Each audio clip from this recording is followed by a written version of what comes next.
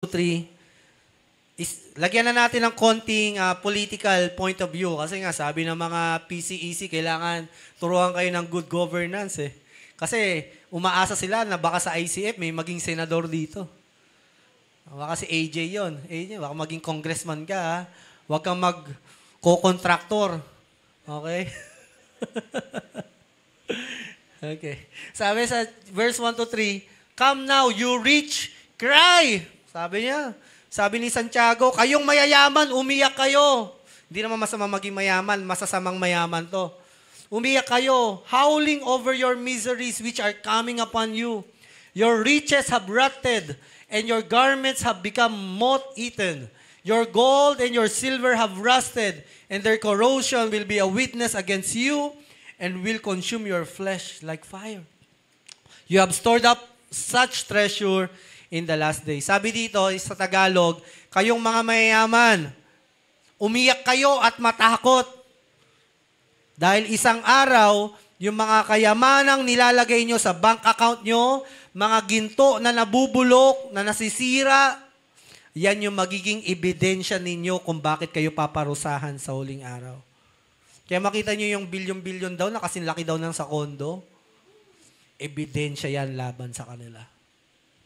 Hindi sila makakapagsinungaling sa hukuman ng Panginoon. Amen, kapatid? Hindi sila makapagsinungaling. At may ebidensya pa ang Diyos sa kanila. Kaya panawagan sa mga mayayaman na walang takot sa Diyos at gumagawa ng mali, susunugin ka ng buhay sa impyerno kung hindi ka magsisisi at mananampalataya kay Kristo. Repent. Tayo din, mga kapatid. If there are sins that we are experiencing, let the judgment starts from the house of God. Tayo din, magsisi tayo sa mga maling gawin natin dahil ang Diyos ay hindi nagtatangi. Next po. So, ang consuming fire, ang apoy din ay sinalarawan din bilang isang tongues of fire. Now, this kind of fire does not consume to death the disciples, but consume the old life of the disciples to become a new creation. Ito yung maganda sa apoy na ito. Apoy na hindi nakapapatay, kundi apoy na pumapatay ng dating pagkatao na bumubuhay ng bagong pagkatao. When the day of Pentecost arrived, they were all together in one place, and suddenly there came from a heaven sound like a mighty rushing wind, and it filled the entire house where they were sitting, and divided tongues of fire, mga apoy sa bawat ulo nila, appeared to them, rested on each one of them. Ito ang maganda. Ang tongues of fire daw, o ang pagkapuspos ng banal na spirito, para sa lahat. Each one of us. And they were all filled with the Holy Spirit and began to speak in other tongues as the Spirit gave them utterance. So ito yung apoy kung saan ang mga tagasunod ni Kristo nagkaroon na ng kakaibang lengguwahe. Sobrang patay na yung dati nilang pagkatao, kahit yung native o local language nila ay nakalimutan na nila at bagong lengguwahe na ang gamit nila. And we see in this story in the book of Acts, yung mga duwag na katulad ni Pedro, na nagtatago, na nagtatwa kay Kristo dahil takot siyang mamatay para kay Kristo, which is sabi niya kay Kristo noon, no? Nagsinungaling din no? Sabi niya, hindi ka pwedeng kunin, kailangan dumaan muna sila sa akin. Pero nung kinuha na si Kristo, siya yung 3 beses na nagtatwa. Siya pala yung pinakaduwag. Yung tapang niya, ng pagtaga niya pala ng tenga, hindi pala katapangan yon. Impulse lang pala. Kasi kung totoong matapang siya, hindi niya itatatwa si Kristo. Pero dito, nung napuspos siya, the consuming fire consumed the old Peter, the old Arjun, the old Janet, the old Cherry, the old you. Dahil doon, kailangan mamatay ang dating binhi upang magkaroon o mabuhay ang bagong binhi.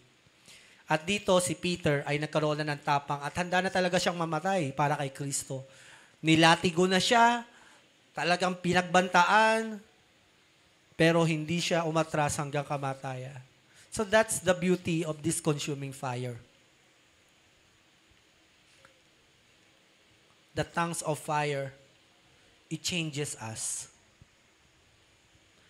Desire natin yan, na maranasan natin yung pagkapuspos ng pag-ibig ni Kristo. Alam ko, ang dami natin kailangang ayusin personally. Amen?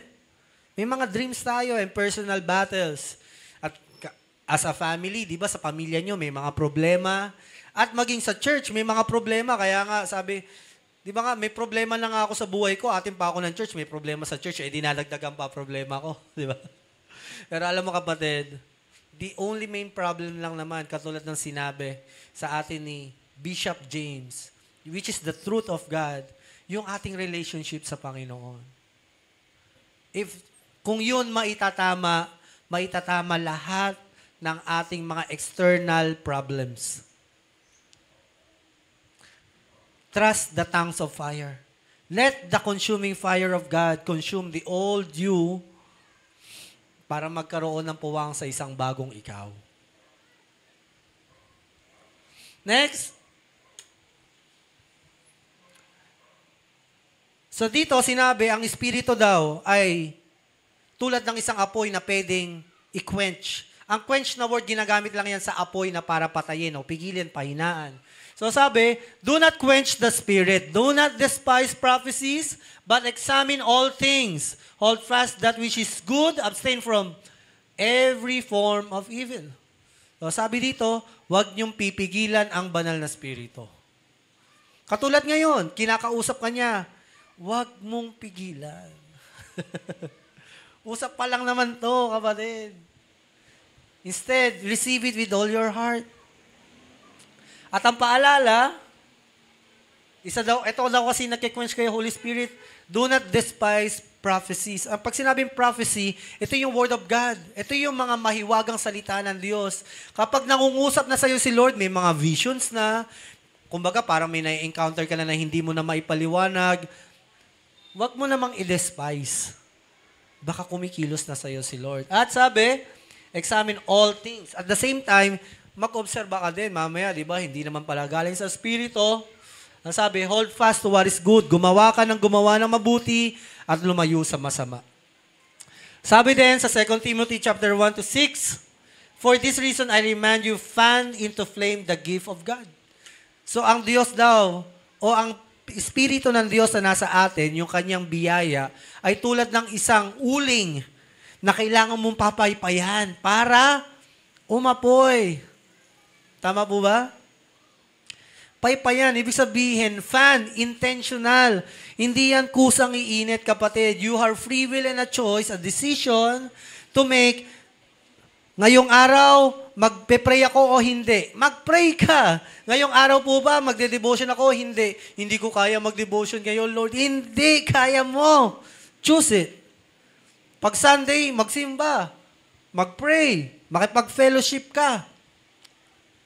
Pag may problema ka, mag-open up ka.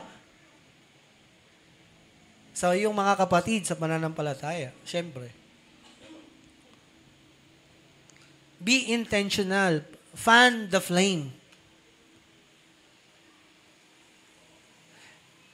For God gave us a spirit, not of fear, but the power and love and self-control.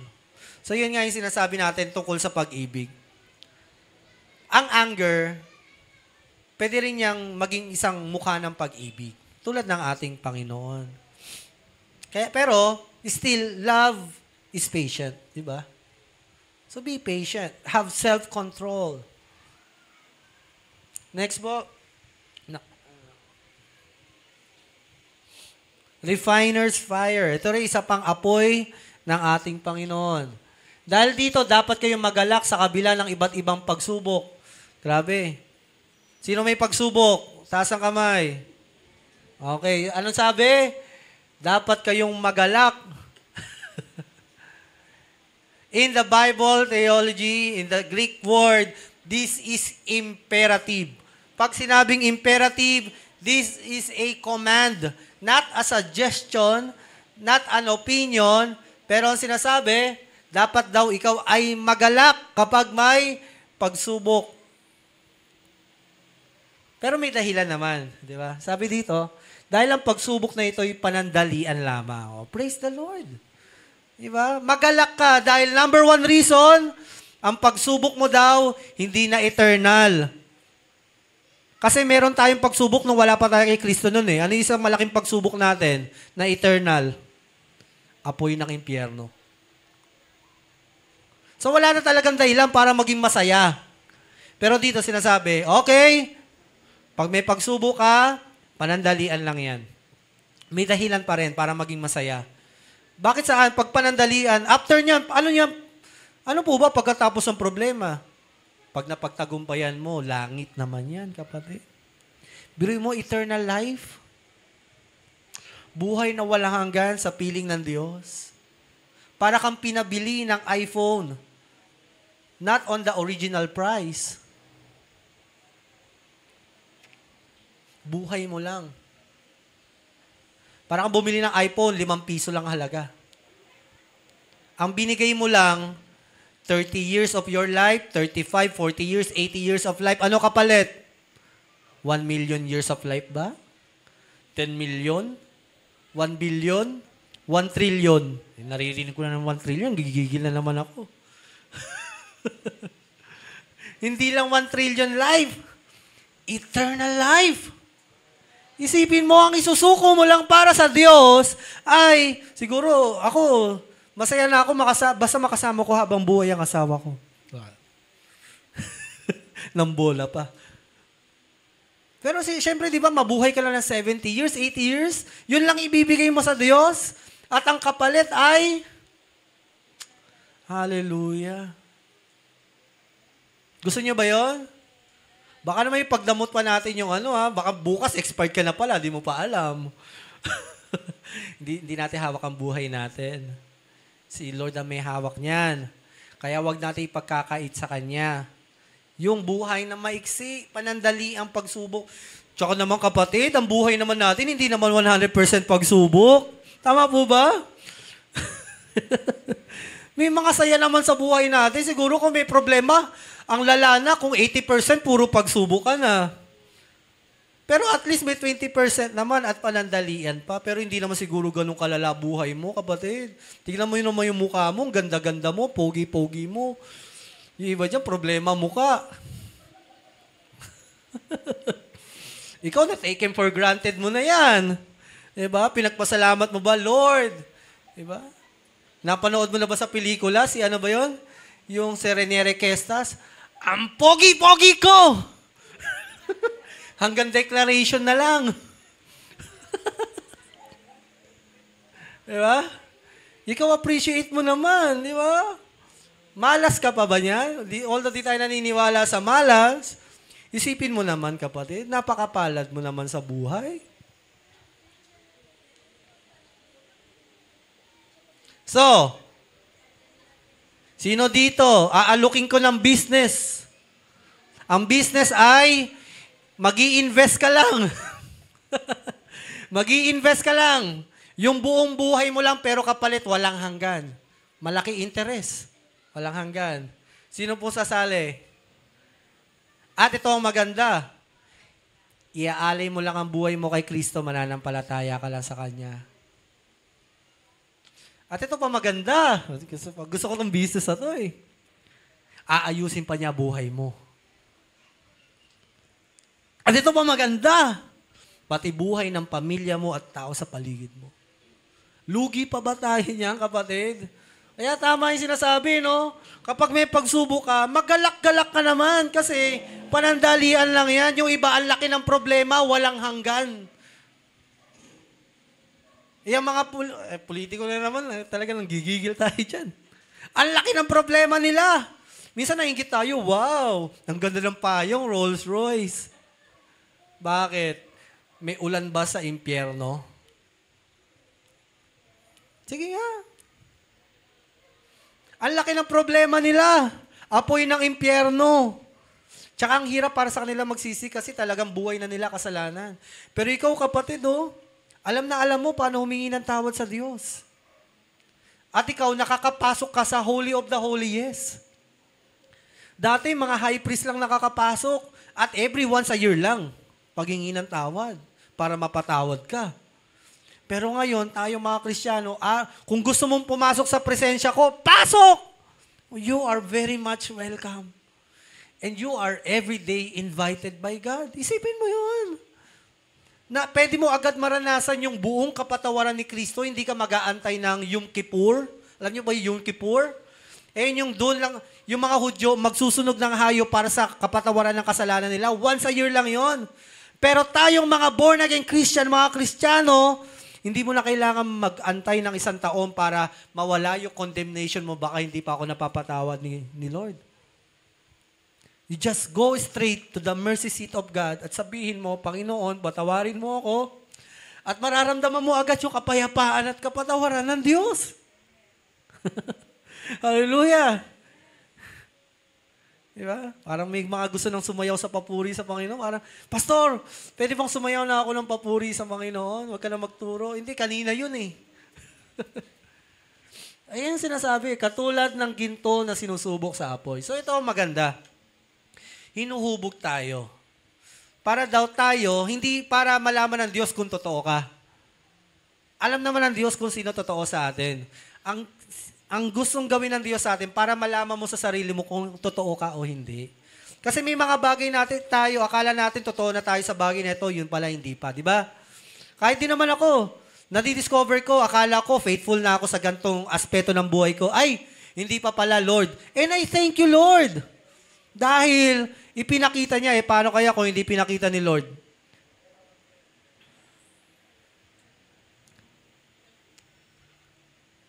Paano ganito na lang, kapatid? Hindi sabihin sa'yo ni Lord, hindi mo malalaman kung totoo ka o hindi. Basta isang araw, haharap ka sa Kanya. Anong gusto nyo? Ako, mas gusto ko na makita ko na may mga mali akong gawi. Para pag humarap ako sa Diyos, alam ko sa sarili ko, may confidence ako. Kaya hindi yung pagsubok. Sa pagsubok daw, lumalabas ang ugali ng tao. Tignan mo yung katabi mo. Yan, lumalabas ang ugali mo. Ganyan ka. Di ba? Yan eh. Ganyan ka, ugali mo eh, no? Pero pag masaya, di ba? Parang wala tayong problema. Pero pag may pagsubok na, yan, lumalabas na. Yan, basag na yung sahig, oo. May malaki tayong problema ngayon, church. Lumalabas na. Di ba? Mas gusto ko na to. At dapat magalak tayo. Kuya Mark, may kulangot ka ata. Bakit hanggang joke lang. Di ba mas gusto natin yung tao na sinasabi sa atin na may dumi ka sa ano mo. Yung iba nahihiya magsabi, huwag ka mahihiya kapatid. Sabihin mo, Mark, may langaw ka ata sa ilong. Yan na lang. Mas maigi yun kapatid, kesa naman, di ba? Mas gusto natin na ginagawa yun ng Diyos sa atin. Kaya yung asawa ko, minsan pag magkasama kami, Dear, hindi ka na amoy baby. Amoy pagod ka na. Sabi niya sa akin kahapon, amoy pagod ka na. Amoy kargador. At least masipag. Kaya sabi, para daw malaman natin, yan yung apoy ng Panginoon.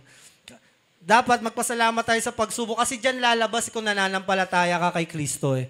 Hindi naman lalabas na anak ka ng Diyos kapag wala kang problema. Tama? Lalabas yan kapag dinadagukan ka na ng problema. Pero nagpapatuloy ka pa rin. Kaya palakpakan mo yung mga katabi na nagpapatuloy sa Panginoon.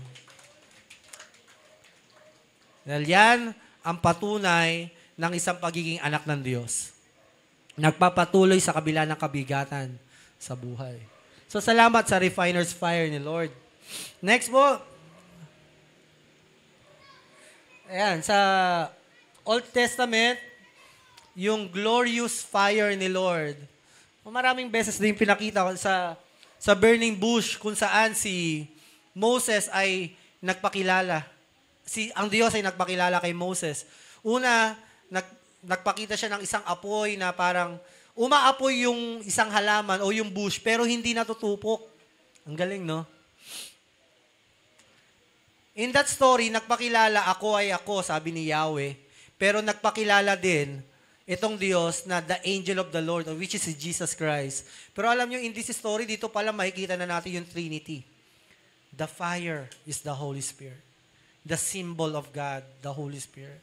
So, doon pa lang, nagpapakilala na ang Diyos. Although, ngayon na nating mas malinaw na nauunawaan, dahil nga, naisulat na, o namatay na si Kristo, at hindi lang namatay si Kristo, nanahan na rin sa iyo ang banal na Espiritu. Alam mo kapatid, ito gusto ko lang sabihin sa inyo. Ang banal na Espiritu, hindi mo yan makikilala by information. Hindi. By experience. Kaya nga buhay na buhay sa iyo si Holy Spirit eh. Kahit na ang hirap sa iyo ipaliwanag. Yung pag sinabi sa iyo, sino si Holy Spirit? Paano yan? Iisang Diyos sa 3 persona, pero buhay na buhay sa iyo. Paano? Gumagana sa buhay mo eh. Kita mo yung mga taong hindi naniniwala kay Holy Spirit. Yung mga doktrina nila. Ni si Holy Spirit, di nila alam kung sino. Kasi hindi sila naniniwala at dahil hindi sila naniniwala, hindi nila nararanasan. Kita mo buhay nila. Talagang hindi makadiyos. Kung meron man, mapagpanggap o pagkahipokrito. So, yun talaga yung tendency kapag ang isang tao hindi naniniwala kay Holy Spirit o hindi siya nararanasan. Pero ang mga taong katulad mo na nakakaranas kay Banal na Espiritu, kay Holy Spirit, sa kanyang apoy, di ba parang may apoy sa puso mo na pumunta ng simbahan kahit na parang nahihiya ako? Sabi yan, kung di ako kakamali, ni Jeremiah o ni Isaiah, parang apoy sa loob ng aking buto. Sabi niya, gusto na kitang talikuran, Panginoon. Gusto na kitang talikdan. Ayaw ko na sa dami ng itong mga tao na ito, hindi naman nakikinig. Ako rin, Panginoon, ayaw ko na. Pagod na ako. Ayun ang iiyak niya. The weeping prophet. Pero sabi niya, pero para kang apoy sa loob ng aking mga buto. Hindi ko mapigilan. That's the fire of the Holy Spirit. Alam mo kapatid, magpasalamat ka dahil yung apoy na yan, buhay pa rin. Dahil sa iba, wala na yan. Pero sa iyo, buhay pa rin. You thank God na yung biyaya niya, nararanasan mo pa rin hanggang ngayon. So maraming beses pinakita yung apoy na sa Old Testament. Pero we'll skip on that part na kunin niyo na lang sa picturean niyo na lang. I love this part. First, he said, sacrifices and offerings, burnt offerings, and sin offerings you do not desire, nor you were pleased with them. Ito daw yung offering noon ng mga Hudyo. Nagsusunog sila ng mga hayop para mapatawad ang kanilang mga kasalanan. Pero sabi, sa panahon na natin, though they were offered in accordance with the law, kahit na sumusunod sila sa batas, hindi pa rin to naging kalugod-lugod sa iyo. Pero sabi ng Diyos, then He said, here I am. I have come to do your will. He sets aside the first to establish the second, and by that will, we have been made holy through the sacrifice of the body of Jesus Christ once and for all.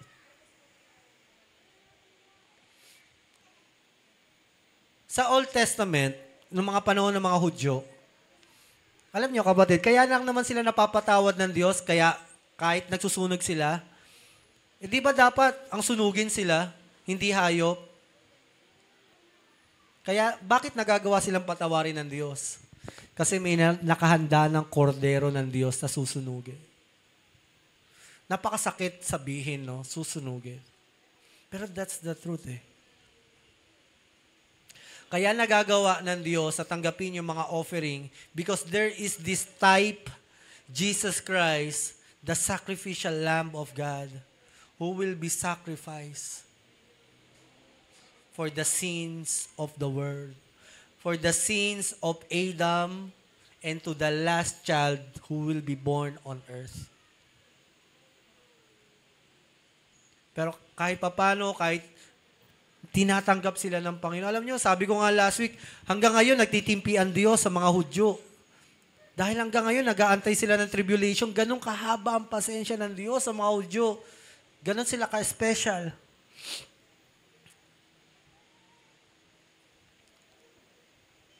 At ikaw at ako, kapatid, kailan ka unang nag-exist? Let me ask you this question. Kailan ka nag-exist? Kung tatanungin kita, anong date ka nag-exist? Chin.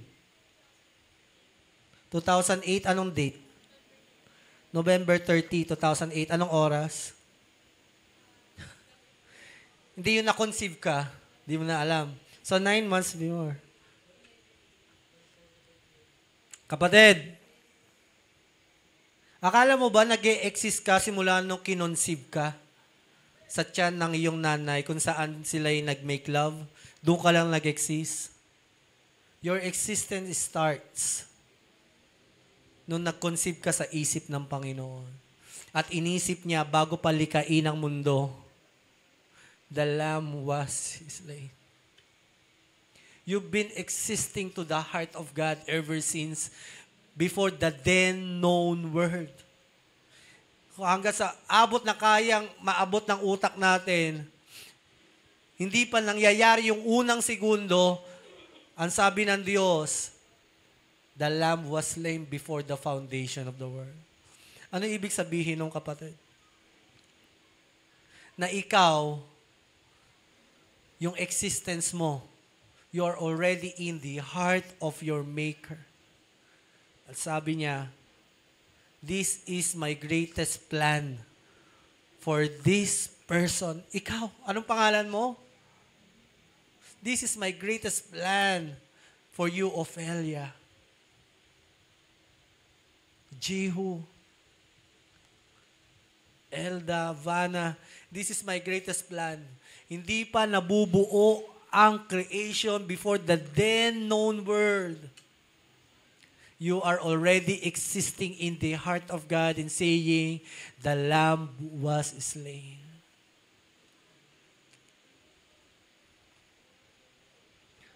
At alam mo kung paano i-slain ang lamb? Kakatayin lang ba? He will be burned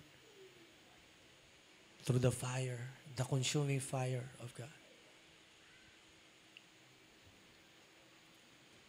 Hindi ko na alam kung gaano pa ako ka-espesyal maliban na lang sa paningin ng Panginoon.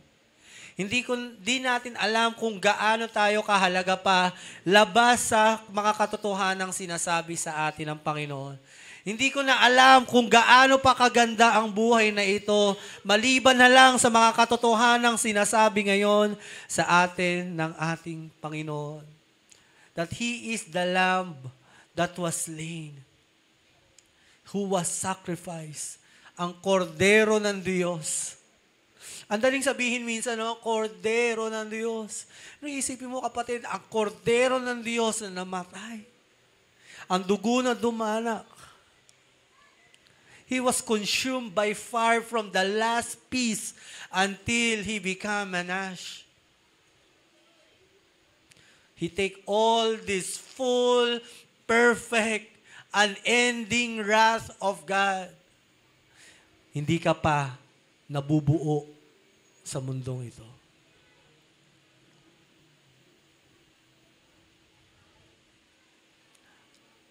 Mahal na mahal tayo ng Panginoon. Bago pa man magsimula ang lahat ng bagay, ganun na kalalim ang pag-ibig ng Diyos sa iyo at sa akin. Alalahanin mo, kapatid, kung sino si Kristo. Kung ano yung puot na tinanggap niya. Ano yung kanyang naranasan sa iyo at sa akin. Kung sino ka ba talaga. You are not a person who needs to earn 30,000 per month. Hindi yun ang value mo. You are not a person na kailangan may makita sa iyo sa social media. Kung ano yung suot mo, ano yung nakikita sa iyo, kung sino kasama mo, kaibigan mo, kung ano man sitwasyon mo ng pamilya mo, that's not the real you. Ito ang totoong ikaw. Pag-ibig na walang hanggan mula sa ating. I want you to cheers with me. Cheers to the love of God. Purihin natin ang pag-ibig na ito. na ipinahayag sa atin. Pwede nating sabihin walang pinagmulan dahil wala pang simula, nag-e-exist na ang pag-ibig niya sa atin. At ang pag-ibig na ito ay wala ding katapusan. He is the Alpha and Omega. You are loved eternally by your God.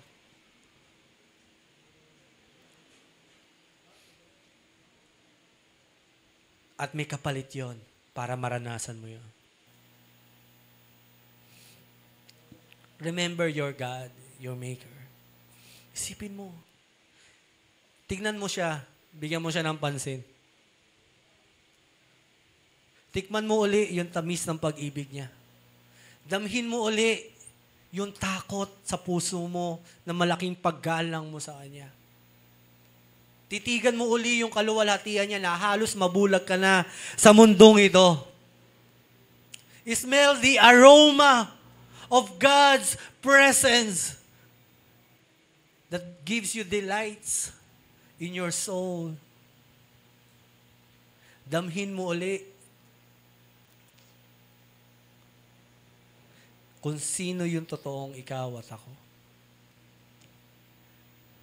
Holy Spirit, we praise you.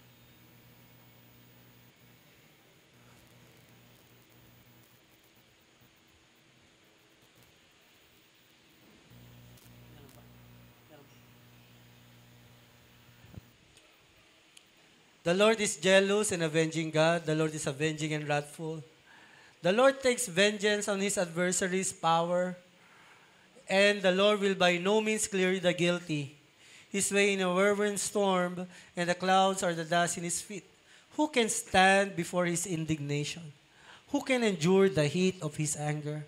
His wrath is poured out like fire, and the rocks are broken into pieces by him. And all those wrath is all absorbed by our Lord and Savior Jesus Christ through the consuming fire and the wrath of the Father in heaven.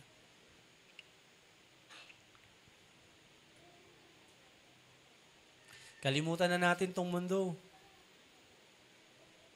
Makisama na lang tayo. Huwag na tayo maging bahagi ng mundo. Pakisamahan lang natin. Huwag na nating mahalin. Pakisamahan natin para mahalin din nila ang Diyos. There's more to life. Kung ano yung pinaglalaban natin sa buhay natin. And that is God. Tayo tayong lahat, mga kapatid. At pasalamat tayo sa Panginoon.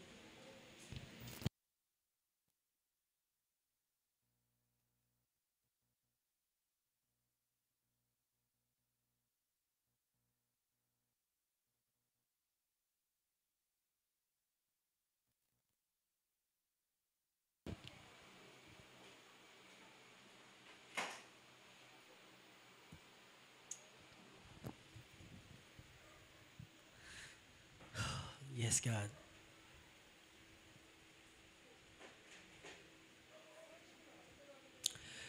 Thank you for your love, Lord.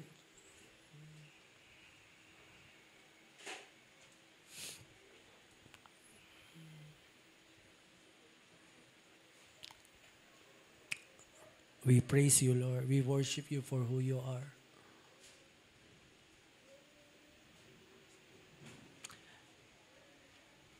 Here are your children, Lord, in this place, longing for your touch. And I declare fire of the Holy Spirit to consume your people. Consume us with your love, with your kindness and goodness, and with your power.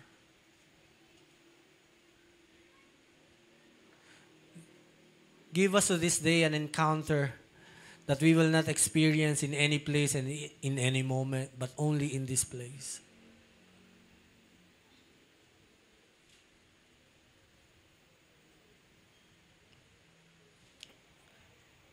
We honor your miracle through your word. And we appreciate and honor you, God. Also remember this nation, Lord. Be a consuming fire in this country. Only you can move, not the government, not the wicked people and the selfish ones, but only you can move and cast the work of Satan in this country. The one true enemy, the Abaddon, the destroyer, the killer, the thief. The Lord rebuke that spirit in our lives, in our family, in our church, and in our country, and in all the believers. Consume it, Lord. Consume it with your fire. Maraming salamat po. Ito po ang aming dalangin sa iyo sa pangalan mo, Jesus. Amen. Amen. Palakpakan natin ang Panginoon. God bless everyone.